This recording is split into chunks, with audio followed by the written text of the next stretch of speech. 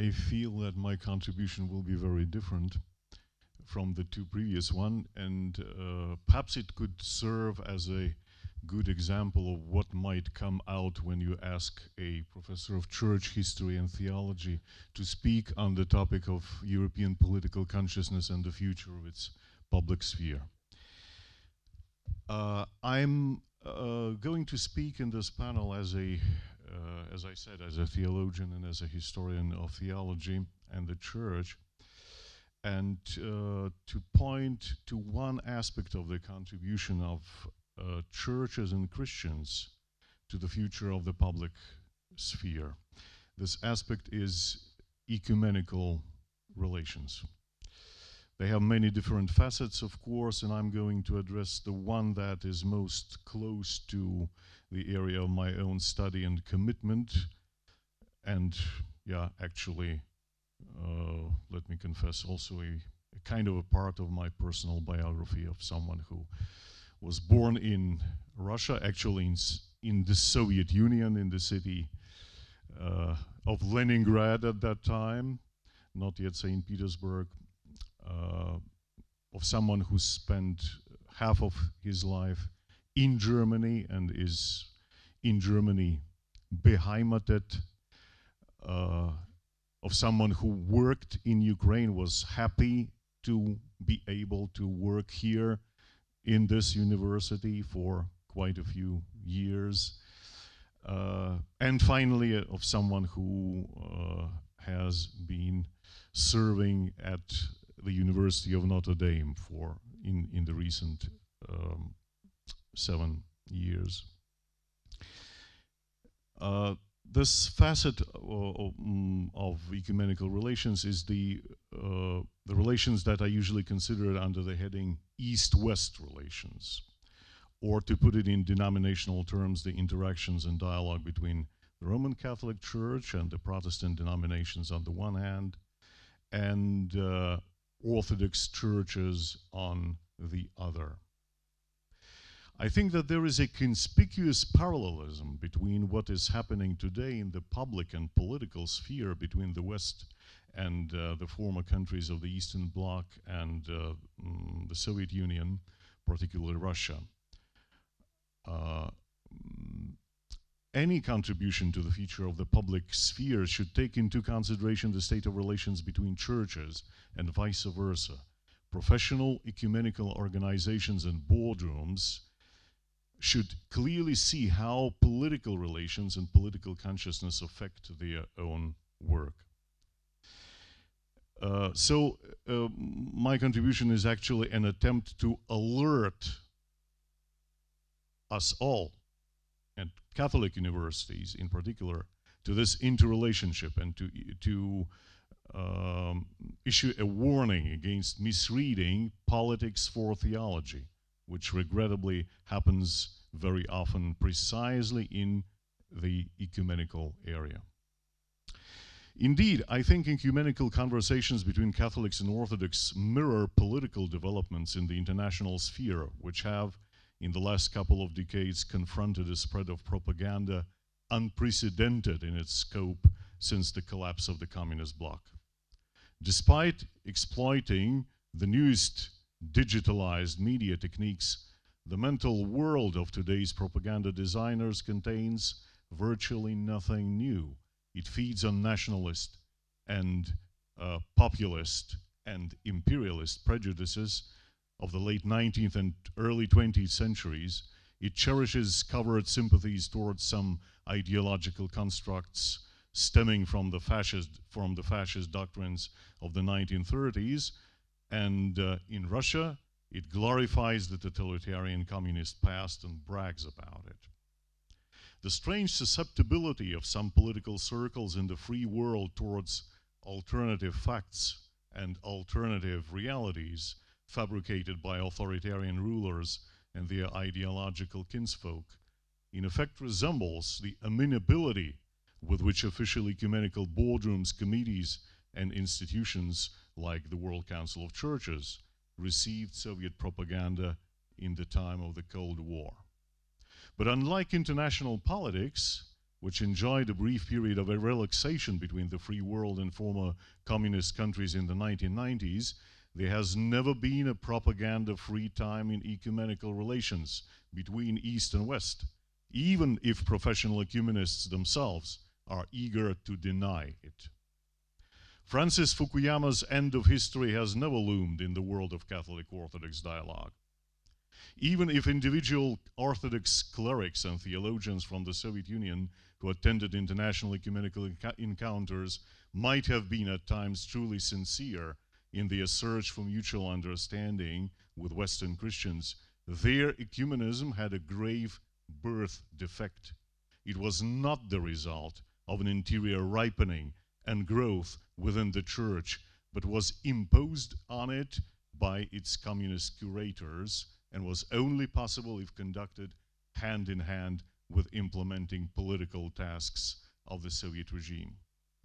Throughout the 1960s, 1970s, and 80s, many Western ecumenists became highly enthusiastic about the Moscow Patriarchate's participation in ecumenical organizations and tended to ignore the fact that the decision to go ecumenical was made not by the Church itself, but by its Soviet curators.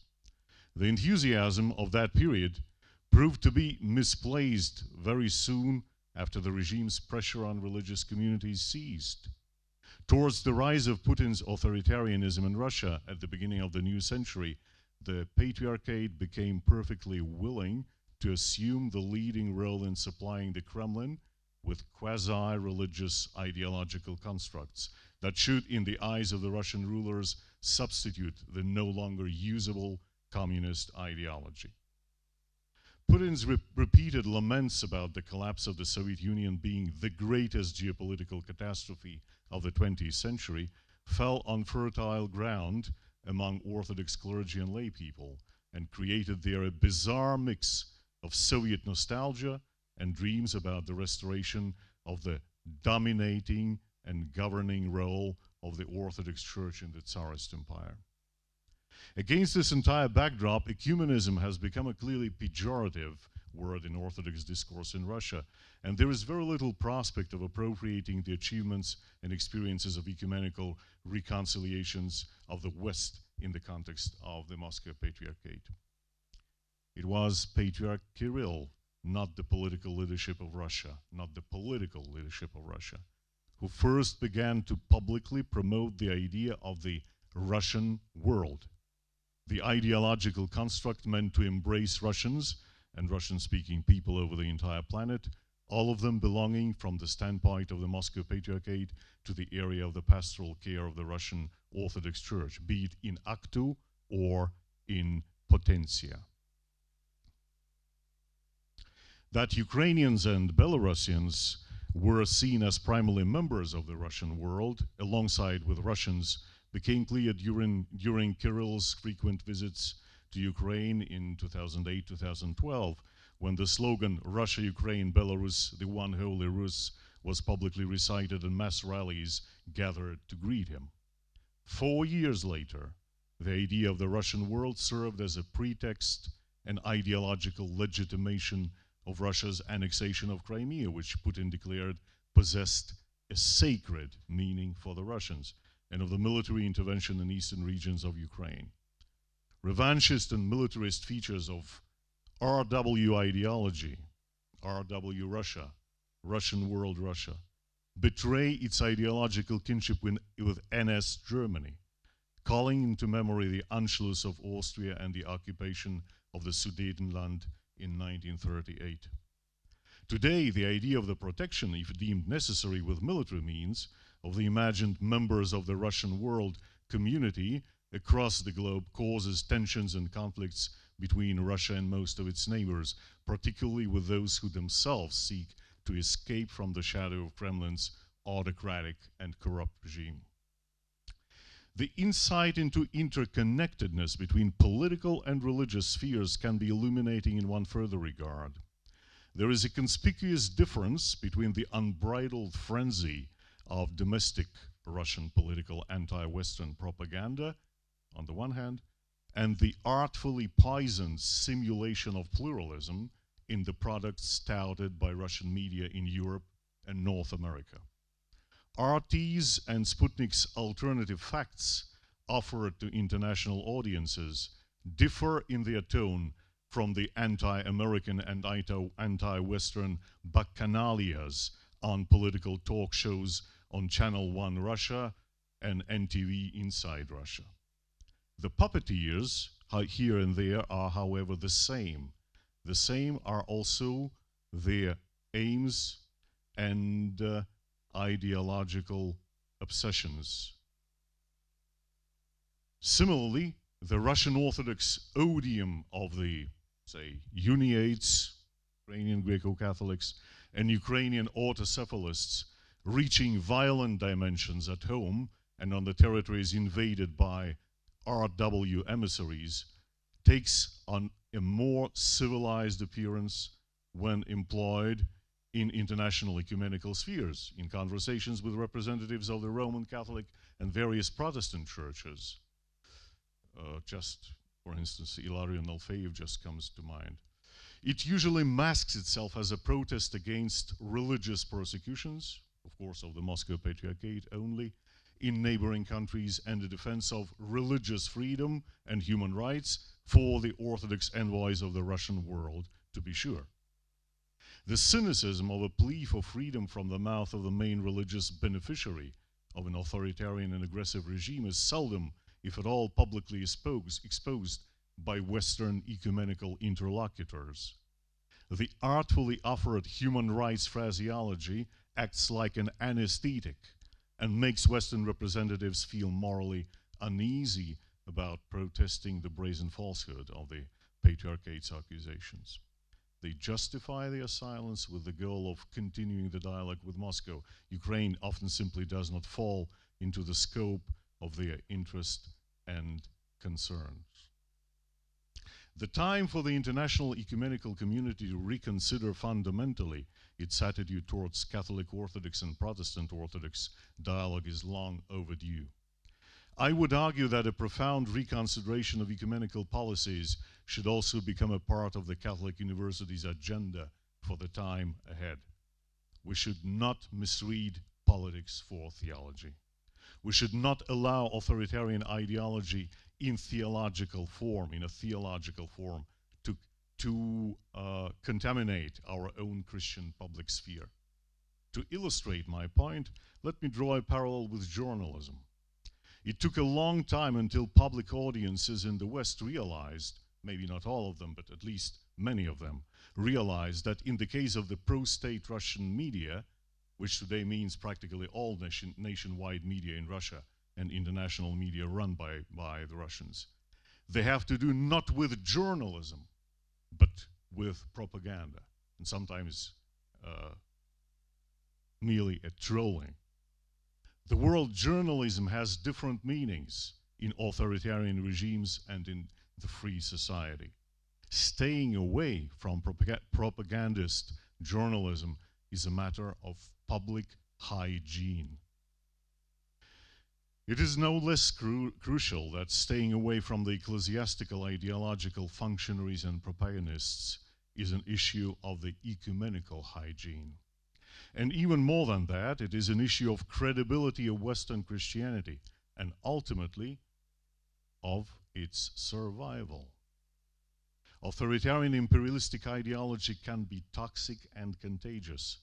A nominal Christianity modeled after that ideology would be a death blow to authentic Christian message, be it in the East or in the West. Just to conclude, let me add a few words. I hope my message is not misread now. It is not my aim to point a finger at someone and call him an enemy. This enemy is within us all, in a certain sense. I try to alert you to the challenge which is contained in the facts that I addressed in this talk. Once again, that type of thinking, thinking which declares itself Christian, can be toxic. And the easiness with which Western conservatives are being trapped by Putin's phraseology of traditional values is incredible. And just referring maybe to the discussion that we had in the previous panel, and in particular to what Professor Denin said about the logical consequences of liberalism and the problem of such logical ultimate consequences of liberalism. Let me say, I very much share the concerns of Professor Denin about the situation in the United States, as far as I can make a judgment after 7 years of working in the United States, and what is happening, and the problems and the issues with which we are confronted at the University of Notre Dame in particular. I very much share these concerns. However, I just would like to ask, if we are speaking about liberalism and its logical ultimate consequences, what is the alternative then? And if the alternative is conservatism, which I might assume, since the entire political discourse in North America is somehow taking place between these two polar opposites, liberalism versus conservatism. And if this option is conservatism, then we should ask, and what are the ultimate consequences of conservatism then? If we cannot accept the ultimate consequences of liberalism because they are leading us in a false direction, let's ask about ultimate consequences of conservatism. And if not, what with the realities with which we have to do in the case of Putin's regime, are they not the ultimate consequences of conservatism? Then, if we are just applying this type of thinking, I'm not a political scientist. I'm just a theologian. I'm just a church historian. Don't shoot me. I'm only a piano player. But those are the questions that come to mind when we are dealing with the questions of this kind. It means for me both conservatism and liberalism can have detrimental ultimate consequences, and is not actually a possible answer that very Aristotelian mean. Aristotle has been already mentioned today, and I'm just picking up this, following up on that. Is not the Aristotelian mean the value that should be aspired?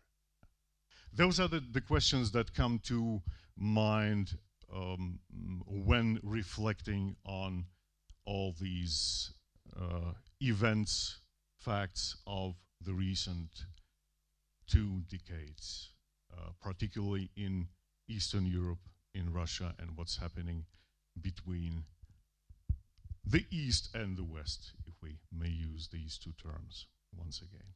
Thank you. Thank you very much, Father Yury.